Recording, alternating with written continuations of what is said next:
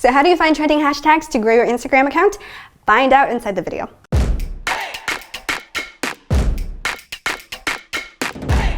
Hey guys, it's Chia from Brand24, and today I want to talk about trending hashtags, how to find them and how to use them for business. So hashtags, especially on Instagram, are here to help you increase your visibility so that more people can discover your page and your super amazing content. It's just about making sure that your target audience is able to find you. And there are a few different ways that people currently find content on Instagram, and all of them involve hashtags. So the most common way to discover new content on Insta is just by searching for hashtags. In fact, besides hashtags, the only other things that you can search for in the IG search bar are user profiles and locations. So the second way to discover content is on the Explore page, which suggests content for you based on the accounts and hashtags that you engage with. And the third relatively new way that people discover content is by following hashtags. So this works just like following a friend. If you see a hashtag that you like, you can follow it, and then you'll start to see top posts with that hashtag in your feed, along with the latest stories with that hashtag in your stories bar. So while following hashtags helps you discover more content that you might be interested in, using trending hashtags helps more people discover new content from you. How do you find trending hashtags for Instagram? There are a couple ways you can do this. You can do it manually through Instagram search, or automatically, which is a little more thorough, using different apps and tools. We will start with Instagram. So if you are looking for trending hashtags inside Insta manually, start by going to the search bar and entering a general hashtag that you want to use for your post. For example, if I wanted to post a picture like this, I might consider a hashtag like palm trees. So you'd enter that hashtag into the search field, and then you would see a list of all the hashtags that contain the full text palm trees. The hashtags with the largest number of posts are trendier than the others, and if you click on any of them, you'll also see a list of related hashtags that you can look into. So another way to find trending hashtags that's just a little more comprehensive is by using tools. For instance, Brand24 has a special feature for this. You just create a project like you normally would, to track mentions of your company, your hashtag, or whatever it is that you're interested in tracking across the internet. It does not have to be a hashtag.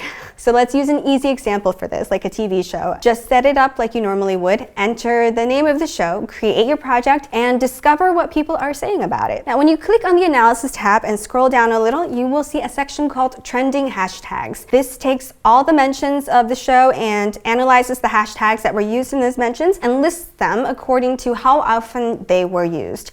You can do the same with your business or your product. Just track your brand name or your product and find out what people are saying about it. And when you're looking for trending hashtags to use on Instagram, just head over to the Analysis tab inside Brand24 and scroll down to the Trending Hashtags section. This is where you will find a really personalized list of your top 100 trending hashtags according to your brand or product. You can use these to just connect with fans of your product, help them find your company page, and just see what they're saying about your business in general. So another question that often comes up is, how many hashtags should you use? It seems like everybody has a different answer for this. Some experts recommend that you use the maximum number allowed, which is 30. Others say that you should use less to avoid looking spammy. And some brands have actually published studies that they have done on their own hashtags, with results ranging from 9 hashtags getting the most engagement to a bare minimum of 11. It varies, and it depends on your content, your audience, on the hashtags that you use, and many other factors. The general consensus is, however, that hashtags are definitely meant to be used on Instagram. That is, unless you are already a wildly popular influencer who has throngs of people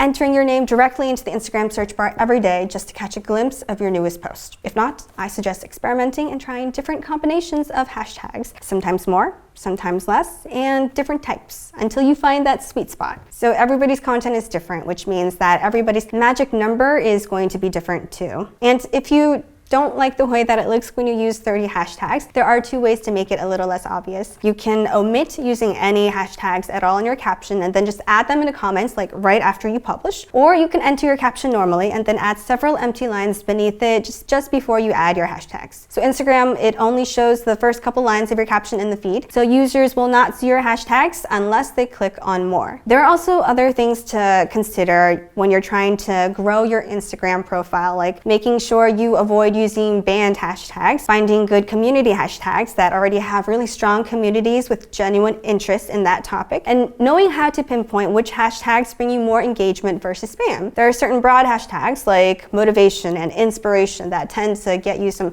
really spammy comments and followers. And we will definitely go over all this another time in a separate video, because that's it for this week. If you have any questions or anything to add, you're welcome to drop it in the comment section below. And if you found this video helpful, feel free to like, share, and subscribe to our YouTube channel, where I will be sharing more tips on how you can do even more in social media and digital marketing each week. Thanks so much for watching. I hope you learned something new, and I will see you next time. Bye.